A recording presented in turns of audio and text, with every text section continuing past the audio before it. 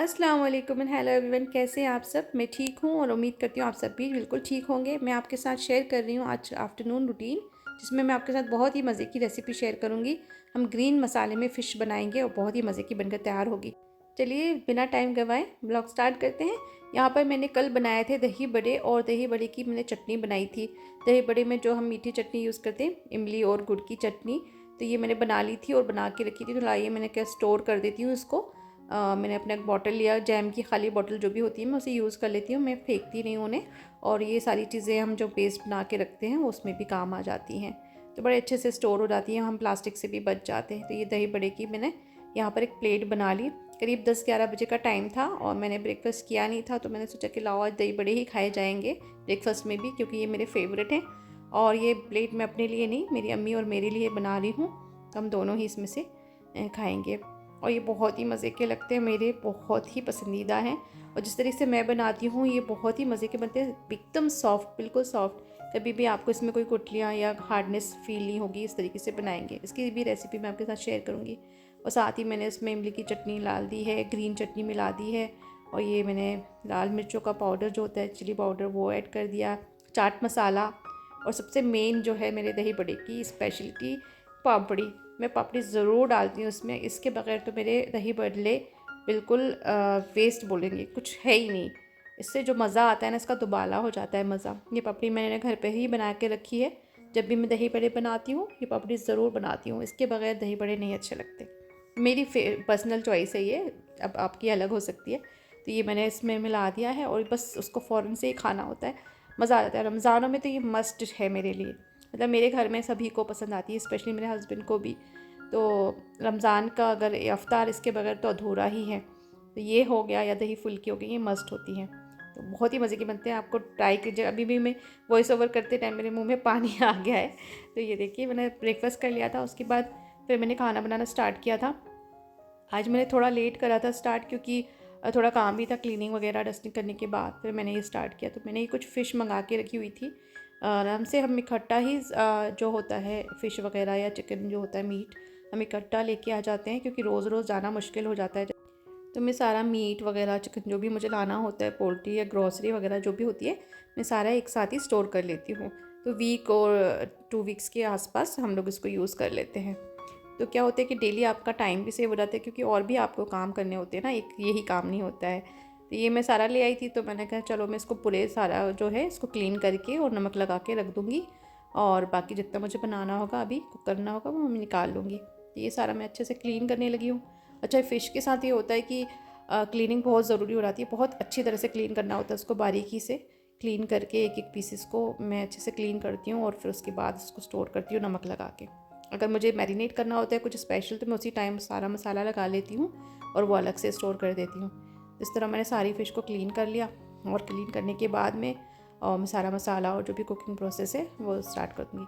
अच्छा, हम लोग क्या होता है कि मील प्रिपरेशन करना बहुत ज़रूरी हो जाती है। अगर हम डेली इस टाइम एक प्लान कर लें, रात में ही सोच कर रख लें कि हमें क्या कुकिंग करनी है सुबह, तो हमारा टाइम बहुत अच्छे से सेव हो जाता है और बहुत जल्दी काम हो जाते हैं। तो जैसे कि अभी सर्दियां हैं, ठंड का मौसम है, तो बहुत जल्दी दिन गुजर जाता है और पता भी नहीं चलता कि किस तरह आपका टाइम निकल गया और काम भी पूरे नहीं हो पा रहे होते हैं। तो बड़ी मुश्किल से भाग भाग कर सारे काम करने होते हैं। और जैसे कि बच्चों का साथ होता है जिसके साथ, तो वो तो बस पूछिए ही मत, काम में इजाफे ही होते जाते हैं, जितने ज़्यादा हो आपके काम इंक्रीज़ हो रहे होते हैं। तो बस मैं सोचती हूँ कि बच्चों के आने से पहले सारे काम हैं ना, कुकिंग वगैरह जो भी क्लीनिंग है, सारे काम हो जाएं, लॉन्ड्री वगैरह, उसके बाद थोड़ा टाइम मिल जाए तो बच्चों को थोड़ा सा टाइम दे सकते हैं ना, उनकी स्टडीज़ को देखकर। जैसे कि अब एग्ज़ाम्स आने वाले हैं, तो बस उसकी तैयारी स्टार्ट हो जाती है, तो बच्चों पर पूरा टाइम ध्यान देना पड़ता है, और बस बहुत सारे काम होते हैं। तो ये मैंने सारा ऐसी बात करते करते आपसे, ये देखिए सारा क्लीन कर लिया है, और उसको मैं अब ये वॉश करने के बाद एक और दोबारा पानी से, मतलब मैंने कई दफ़ा इसको धोया होगा, वॉश किया होगा बहुत अच्छी तरीके से, और इसको ड्रेन कर लिया पानी को पूरा। मैंने कुछ फ़िश को निकाल के अलग से रख दिया था, और इसको मैं अलग से स्टोर करूँगी नमक लगा कर, मैरिनेशन के लिए अलग निकाल लिए मैंने। अच्छा, नमक लगाने में आप कंजूसी ना करें, अच्छी तरह से नमक लगा दें काफ़ी अच्छा लेकर, क्योंकि एनी हाउ उसको ड्रेन होना है, ये पानी बन जाएगा और सारा निकल जाएगा पानी इसमें से। तो हम इसको वैसे भी फेंक देंगे पानी को, तो ये सारा नमक सिर्फ इसके अंदर तक जाता है, जज़्ब हो जाता है, इसलिए लगाना होता है। ये सभी को पता है, मैं तो सिर्फ बता रही हूँ आपको कि ये करना ज़रूरी है, क्योंकि कुछ लोग ना डायरेक्ट लाकर वॉश भी नहीं करते हैं, ऐसे ही फ्रीज़ कर देते हैं, तो वो बड़ा मुश्किल हो जाता है फिर इसको क्लीन करके रखना और ये नमक लगाना वगैरह बहुत मुश्किल हो जाता है। ये देखिए मैंने अच्छी तरह से सबको मिला दिया और इसको नमक को लगाकर मैं एक ज़िप लॉक बैग में इसको पैक करके रख दूँगी और जितना मुझे चाहिए था मैंने उसको अलग निकाल लिया कुकिंग के लिए।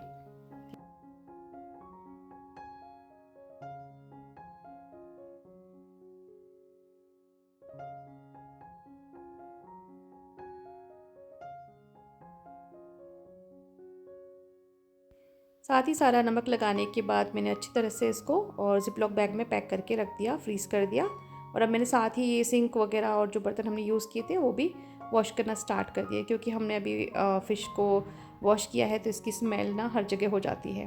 तो सारा पानी वगैरह जो लग जाता है सिंक के ऊपर और ये काउंटर टॉप पर, तो ये इसको भी साथ में साफ़ कर लें। तो ये आपका काम जल्दी हो जाएगा और साथ में क्लीनिंग भी हो जाएगी, सफाई भी हो जाएगी, तो आपका जो खाना बनाने के बाद जो काम रह जाता है ना वो बच जाता है टाइम। अभी यहाँ पर मैं फ़िश फ्राई करने के लिए मैरिनेट कर रही हूँ फ़िश को, तो मैं यहाँ मसाला प्रिपेयर कर लेती हूँ। हम ग्रीन मसाले में फ़िश फ्राई करेंगे आज, बहुत ही अच्छी बनती है, बहुत टेस्टी बनती है ये फ़िश भी। और मैंने आपके साथ फ़िश फ्राई की रेसिपी पहले भी शेयर की हुई है, तो ये थोड़ा डिफरेंट है। इसमें मैंने यहाँ पर धनिया पुदीना लिया है, धनिया ज़्यादा क्वान्टिटी में है, पुदीना थोड़ा कम है। और उसके साथ मैंने ग्रीन चिली, अदरक, लहसुन ये सब ऐड कर दिया और छोटा सा प्याज, हाफ़ प्याज लिए, मीडियम साइज़ की थी, उसमें से हाफ़ ले लिए, उसको भी अच्छे से ग्राइंड कर दिया। अच्छा ये चॉप नहीं होता, अच्छा बारीक सा पीस नहीं बनता बिना पानी के, तो पानी मैंने यहाँ यूज़ नहीं किया, इससे साथ मैंने इसमें दही यूज़ कर लिया है, जिससे कि ये अच्छे से फाइन पेस्ट बन जाए। और इसमें पानी क्योंकि हम मिलाएंगे नहीं, ये ज़ाया होगा, लिक्विड हो जाएगा तो मैरिनेट नहीं होगा, इसलिए हमने इसमें पहले पानी नहीं मिलाया। अब देखिए फाइन पेस्ट बन के रेडी हो गया है। अब मैं सारी जितनी फ़िश मुझे फ्राई करनी है उसमें ऐड कर लिया है। अच्छे से हम मिला लेंगे, हाथों की मदद से मिलाएंगे, इसको अच्छे से रब कर लेंगे कि फ़िश कोट हो जाए बहुत अच्छी तरीके से। तो ये हाथों से मैं इस्तेमाल करूँगी। अब मैंने इसको ये सारा इस्तेमाल करने के बाद, ये ऐड करने के बाद इसमें बेसन ऐड किया है, ग्राम फ्लोर ऐड किया है, 2 to 3 टीस्पून के करीब ही ऐड किया, ज़्यादा नहीं, क्योंकि ये एक बाइंडिंग का काम भी करेगा। अगर आप स्किप करना चाहें तो बिल्कुल कर सकते हैं। ये मैंने ऐड कर दिया था। अब थोड़ा सा मैं इसमें मस्टर्ड ऑयल भी ऐड करूँगी, 1 टीस्पून के करीब। ऑयल ऐड करने के बाद मैं इसमें नमक ऐड कर रही हूँ। नमक हमने पहले फ़िश को लगाया था, इसका भी ख्याल कीजिएगा, क्योंकि ये पानी बनकर निकल चुका है, बट फिर भी थोड़ा बहुत इसमें नमक रह जाता है। तो 1 टीस्पून मैंने यहाँ पर नमक भी ऐड कर लिया है। हाथों की मदद से मैं अच्छी तरह से इसको कोट करूँगी कि सारी फ़िश पर ये कवर हो जाए और अच्छे से मसाला जो है हमारा इस पर लग जाए। और अच्छे से कवर कर दें आप, बिल्कुल अच्छी तरह से इसको मैरिनेट कर दें। ये मिक्स कर लें सारा कुछ कि फ़िश पर लग जाए और इसको मैरिनेट करके रख दीजिएगा 1 घंटे के लिए। अगर टाइम हो तो आप 1 घंटे 2 घंटे रख लें, 2 आवर्स भी इनफ है, और नहीं तो आप उसी टाइम भी फ्राई कर सकते हैं। अच्छा ये लास्ट में मैंने इसमें ग्रीन सॉस भी ऐड किया था, एक ग्रीन चिली सॉस जो हम नूडल्स वगैरह में भी यूज़ करते हैं, आप चाहें तो वो भी कर सकते हैं। बस मैंने कर लिया था, आप चाहें तो स्किप कर दें, ज़रूरी नहीं है।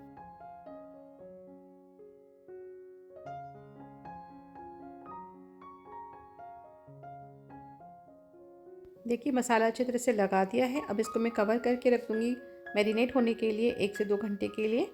जब तक हम इसको कवर करके रख देते हैं, ये मैरिनेट होगा, तो हम दूसरे काम कर लेते हैं।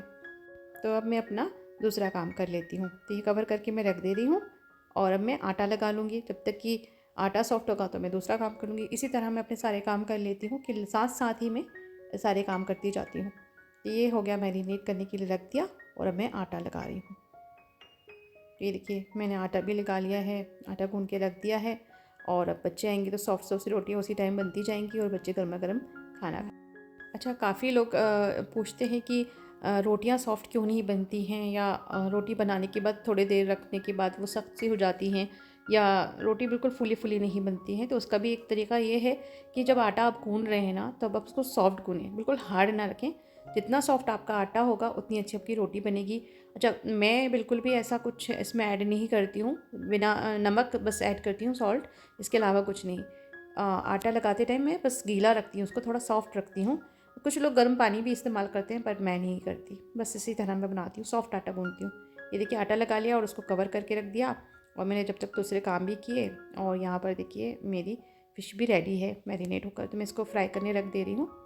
ये पैन लिया है मैंने और पैन में मस्टर्ड ऑयल का इस्तेमाल किया है। अच्छा, फ़िश जब भी फ्राई करती हूँ या ग्रेवी भी अगर मैं बनाती हूँ तो मस्टर्ड ऑयल ही ऐड करती हूँ इसमें। और आपको पसंद है तो आप करिए, या आप दूसरे ऑयल भी यूज़ कर सकते हैं, रिफाइंड ऑयल का भी यूज़ कर सकते हैं। तो मैंने इसमें आधा ये मस्टर्ड ऑयल यूज़ किया है और आधा ही मैं इसमें रिफाइंड ऑयल भी ऐड कर दी हूँ। अच्छा, ऑयल गर्म हो गया है बहुत अच्छी तरह से, तो मैंने इसको फ्लेम को लो कर लिया है, क्योंकि एकदम डायरेक्टली हम फुल फ्लेम पर अगर कुक करेंगे तो ये डायरेक्टली जल जाएगी और कुक नहीं होगी अंदर तक। तो हम इसको लो फ्लेम पर कुक करेंगे। ये ऑयल अच्छी तरह से देखिए धुआं आने लगा है और मैं एक एक पीसेस को इसमें ऐड करती हूँ। अच्छा, हम डीप फ्राई नहीं कर रहे हैं इसको, मतलब डीप फ्राई भी नहीं है और शैलो फ्राई भी नहीं है, ये इस तरह से हम इसको फ्राई करेंगे। तो ये बहुत ही मज़े की बनकर रेडी होगी। आप ज़रूर ट्राई कीजिएगा ये रेसिपी। ये मैंने सारे पीसेस को ऐड कर दिया है और ये मेरे बच्चों को बड़ी पसंद आती है। अच्छा, फ़िश किसी भी फॉर्म में हो सभी को पसंद आती है। मैं तो बहुत ही ज़्यादा पसंद करती हूँ, मैं बहुत फूडी हूँ, बहुत ज़्यादा फूडी हूँ। और यही वजह है कि मैं कंट्रोल नहीं कर सकती अपने आप पर। अगर मैं डाइटिंग करूँ तो मुझे बड़ी दिक्कत हो जाती है कि मैं शायद वॉक करना पसंद कर लूँगी या एक्सरसाइज करना पसंद कर लूँगी, बट मैं डाइटिंग नहीं कर सकती हूँ। ये है, हम फूडी लोगों के साथ प्रॉब्लम बहुत है कि हम अपने ज़ुबान पर कंट्रोल नहीं कर सकते। तो ये है, ये देखिए मैंने सारे कुछ ऐड कर दिए। इसको अब मैं लो फ्लेम पर ही कुक करूँगी जब तक ये नीचे से अच्छे से कुक ना हो जाए। हम इसको हिलाएंगे नहीं बिल्कुल भी, क्योंकि अगर हम हिला देंगे तो इसका सारा जो कोटिंग है वो हट जाएगी। कोटिंग हटने से भी मसला नहीं, इसमें एब्जॉर्ब हो गया है, इसलिए ना फ़िश ने अच्छे तरीके से इसको एब्जॉर्ब कर लिया है मसालों को। तो देखिएगा इसके अंदर टेस्ट बड़ा अच्छा सा आ जाएगा। ये देखिए, अब मैं हल्का सा बस इसको हिला रही हूँ कि नीचे लगे भी नहीं, तो हल्का हल्का सा मैंने अपनी जगह से इसको हिला दिया है। तो बस आप लो टू मीडियम फ्लेम पर इसको अच्छी तरह से कुक होने दीजिएगा। कवर करने की भी ज़रूरत नहीं है आपको, इसी तरह वो अच्छे से कुक हो जाएगी फ़िश। ये देखिए अब मैंने टर्न कर दिया है, अच्छा कलर भी आ गया है, तो अब मैं दूसरी तरफ भी इसको फ्राई कर लूँगी इसी तरह।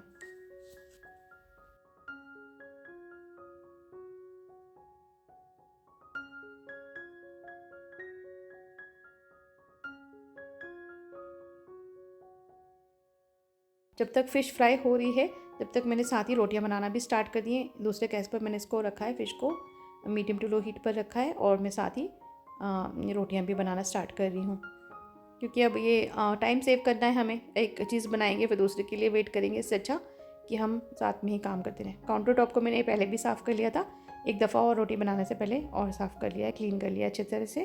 और अब मैं रोटियाँ बनाना स्टार्ट कर रही हूँ। तो गर्म गर्म रोटियाँ बन जाएंगी यहाँ, और यहाँ पर फ़िश भी रेडी हो जाएगी। तो ये हमारा टाइम इस तरह से यूटिलाइज़ हो जाता है। तो ये देखिए मैंने फटाफट से रोटियाँ बनाना स्टार्ट की हैं, और बच्चों का आने का बिल्कुल टाइम भी हो रहा है। तो बस गर्मा गर्म खाना बच्चों को मिल जाए, बच्चों को और क्या चाहिए। उसके बाद उनको पढ़ना होता है, क्लासेस रहती हैं कंटिन्यू। हम ये सोचते हैं कि हम ही घर में काम करते हुए थक रहे होते हैं, बच्चे भी थक जाते हैं, क्योंकि वो भी सुबह से जाते हैं, मॉर्निंग उठेंगे फिर जाएंगे स्कूल, और बहुत सारी एक्टिविटीज़ होती हैं, पढ़ना भी होता है, तो उनको भी टाइम देना ज़रूरी होता है। साथ साथ रोटी बनाते जाएंगे और साथ साथ ही फ़िश पर भी नज़र रखेंगे कि कहीं वो लग ना जाए, तो उसको भी देखते जाएंगे, और ये खाना बनकर रेडी हो जाएगा। ये देखिए इस तरह से मैंने सॉफ्ट रोटी, देखिए आटा इतना सॉफ्ट था कि फटाफट से रोटी फैल जाती है। ज़्यादा आपको उस पर मशक्क़त करने की ज़रूरत नहीं है कि आप कंटिन्यूस उसको बेले जा रहे हैं। बस एक दो बार आप अच्छे से हाथ बढ़ाएं और रोटी फटाफट से बनकर हो जाती है रेडी। ये देखिए इस तरह से मैं सारी रोटियां बना लूँगी और फिर दिखाती हूँ मैं आपको।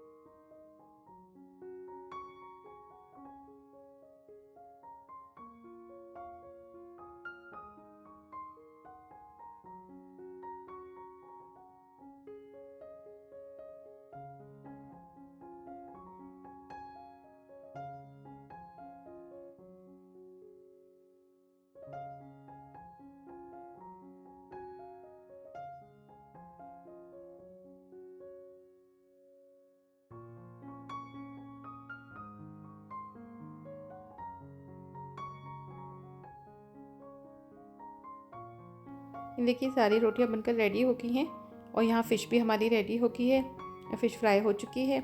और अब बस मैं सारे कुछ क्लीन कर लूँगी, साथ ही ये हमारा खाना बनकर रेडी हो गया है। तो करीब 3 बजने वाले थे, 2 से 3 के करीब हो गया था और बच्चों का बिल्कुल टाइम हो चुका था आने का। तो ये खाना बनकर बिल्कुल रेडी था और बस मैं सर्व कर दूँगी इसके बाद जैसे ही बच्चे आ जाते हैं। बेटे तो गए नहीं थे क्योंकि उनकी तबीयत ठीक नहीं है होद की, उनको फ़ीवर आया है 2-3 दिन से, तो बस मैं उसी में लग जाती हूँ।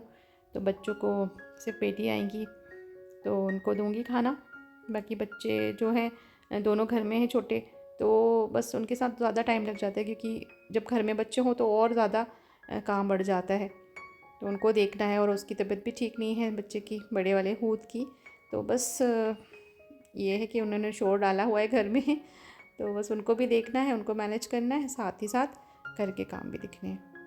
ये देखिए साथ ही मैंने सारा कुछ क्लीन कर लिया और साथ ही हम काउंटर टॉप को भी साफ़ कर लें, वॉल को भी साफ़ कर लें, जिससे कि आपका ना ज़्यादा मैस नहीं बढ़ता है कि आपको एकदम से बहुत ज़्यादा काम नहीं करना पड़ता है, ये साथ साथ ही होता जाए। तो ये देखिए फिश अच्छी तरह से हो गई है रेडी। अब मैं इसको निकाल लेती हूँ। ये थोड़ी देर में इसको ऐसे क्रिस्पी कर लेती हूँ। अगर क्रिस्पी करना है तो ज़रूरी नहीं, बट इतना इनफ है इसको कुक करना। ओवर कुक करेंगे तो इसका मज़ा ख़राब हो जाएगा। ये देखिए बनकर रेडी है। अब मैं इसको सर्व कर लेती हूँ। आप इसको अनियन के साथ, लेमन के साथ, कुकुम्बर या जो भी पसंद करते हो, या योगर्ट की चटनी बना लें आप ग्रीन चिली वाली। वैसे ज़रूरत नहीं है, इसमें इतना मसाला ऑलरेडी है, तो इसके साथ ही बहुत अच्छी लगती है। आप चाहे तो ऐसे ही सर्व कर सकते हैं या खाने के साथ रखें, तो जैसे आपको पसंद कर देते हैं वैसे आप इसको सर्व कर लें। अच्छा ये बनकर रेडी हो गई, देखिए कितनी ज़बरदस्त सी बनी है, बहुत मज़े की। इसके ऊपर मैंने चाट मसाला भी थोड़ा सा स्प्रिंकल कर दिया था और ये मैंने पुदीने के पत्ते वगैरह रख दिए साथ में। खाने में बहुत अच्छे लगते हैं ये लेमन के साथ, और इसके साथ आप अनियन के साथ खाइएगा, ज़रूर ट्राई कीजिएगा, बहुत अच्छे बनते हैं।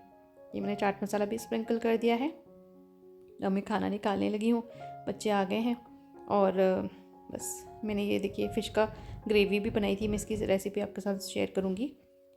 ये मैंने स्पाइसी वाली बनाई है क्योंकि बच्चे मोस्टली नहीं खाते हैं ना, तो वो फ्राई फ़िश से खाएंगे खाना, और ये हम लोगों के लिए, बेटी भी बहुत शौक़ से खाती है। चलिए अब खाना खाने के बाद मिलते हैं। और यहाँ पर अब 5 बजे का टाइम था, 5 बज रहे थे शाम के, और मैंने कुछ काम किए थे खाना खाने के बाद बाहर के। उसको करने के बाद फिर मैं आई और फिर मैंने 5 बजे इनको लेके बैठी हूँ। आज हाफिज़ साहब नहीं आए थे तो मैंने कहा चलो इनके प्रोजेक्ट ही कंप्लीट करवा लेती हूँ। वैसे भी ये स्कूल नहीं गए हैं तो घर में ही इनको थोड़ा पढ़ाना बहुत मुश्किल हो जाता है। ये ट्यूशन जाते हैं बट ये सारे काम मुझको खुद ही कराने होते हैं। तो इनके प्रोजेक्ट बन रहे हैं। ये एग्ज़ाम्स थे वो कैंसिल होकर इनका PT3 जो एग्ज़ाम्स होते हैं रिटन नहीं होकर वाइवा में और प्रोजेक्ट फॉर्म में हो गए हैं। तो हमको एक्टिविटीज़ मिली हुई हैं कि इनके अलग अलग सब्जेक्ट के अलग अलग प्रोजेक्ट्स बन रहे हैं। तो इनको ज़रा ध्यान भटाने के लिए मैंने कलर्स ड्राइंग्स करवाई पहले उनको, और उसके बाद उनकी ज़रा इंटरेस्ट जागा कि भाई अब कुछ कर ले। तो ये देखिए इतनी मुश्किलों के साथ वो अपनी चॉइसेस पहले बताते हैं कि नहीं मुझे इस तरह करना है, पर मुझे इस तरह करना है, और मैं उनको समझा समझा के बड़ी थक गई। तो इनको करीब 2 घंटे लग गए थे ये प्रोजेक्ट करने में। जब तक ये अपना राइटिंग करेंगे, अपना लिखेंगे, ये मैं अपना ये कटिंग कर लेती हूँ और इनको समझाती जाऊँगी। ये अपने देखिए देख सकते हैं आप, आपको देखकर समझ में आ रहा होगा कि कितने हाइपर एक्टिव बच्चे हैं ये स्पेशली हूद बहुत हाइपर एक्टिव हैं, और इनको पढ़ाना बहुत आसान काम नहीं है।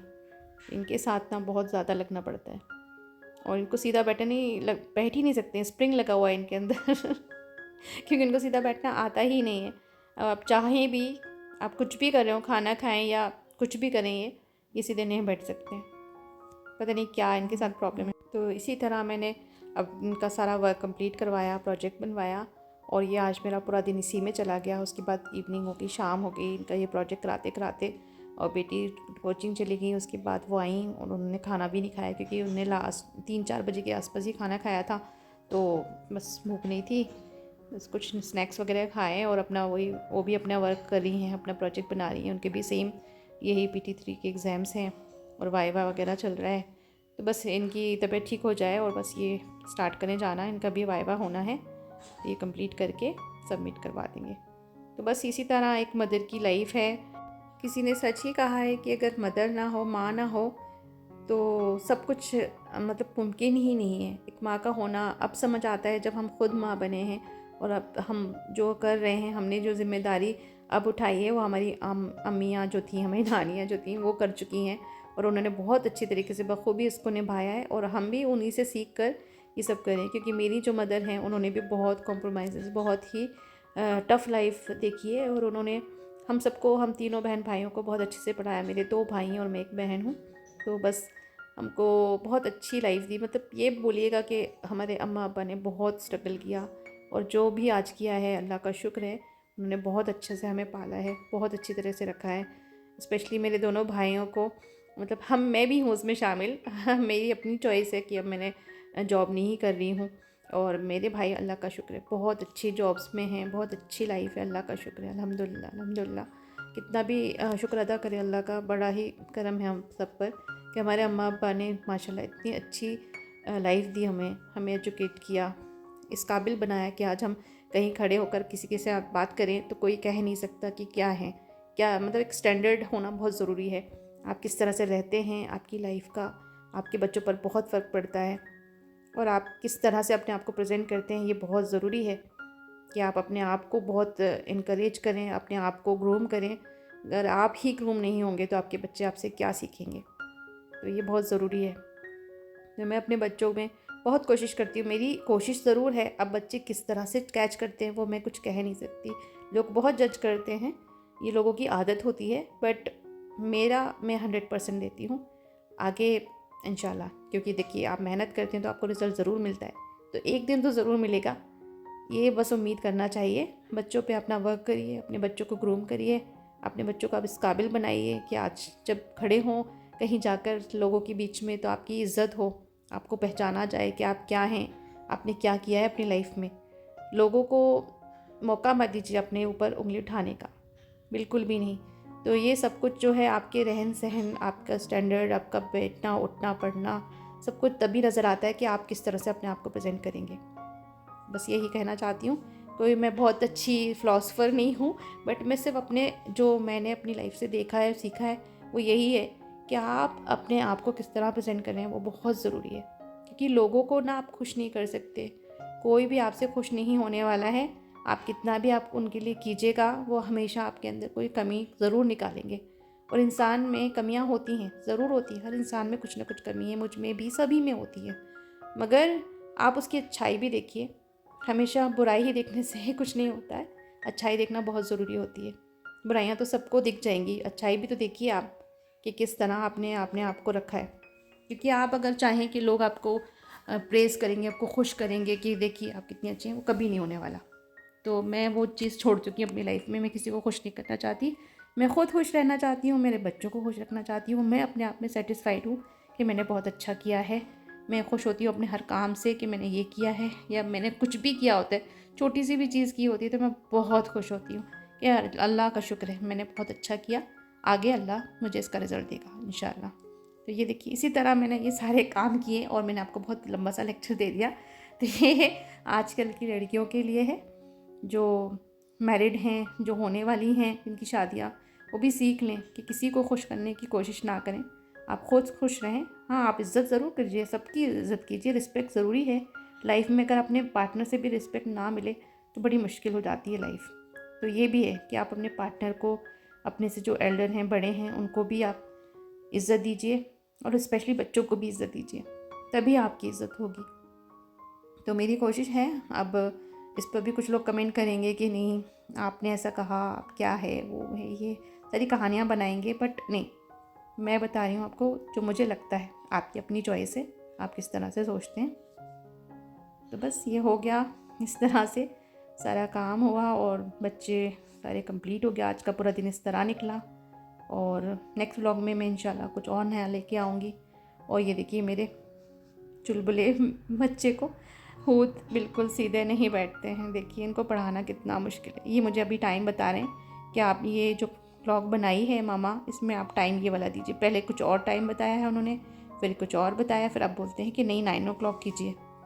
और अच्छा सेकंड का भी बनाइए, बोले सेकंड का भी बनाइए, एक और है उसमें तो इनकी चॉइसेस का अल्लाह क्या ही करें। तो देखिए आप कलर की भी चॉइसेस देखिएगा आप, बहुत ज़्यादा भाई जॉली नेचर है इनका। नहीं मुझे रेड ही करना है, मुझे यही करना है, मैं येलो करने के लिए बोल रही हूँ, बट नहीं, उनको अपनी मान के ही माने। रेड में नज़र नहीं आएगा, मैंने बोला था उनको, बट फिर भी नहीं, मैं रेड ही करूँगा। तो मैं कि चलो भी तुम खुश हो जाओ, कर लो। तो फिर मिलेंगे नए व्लॉग के साथ, तब तक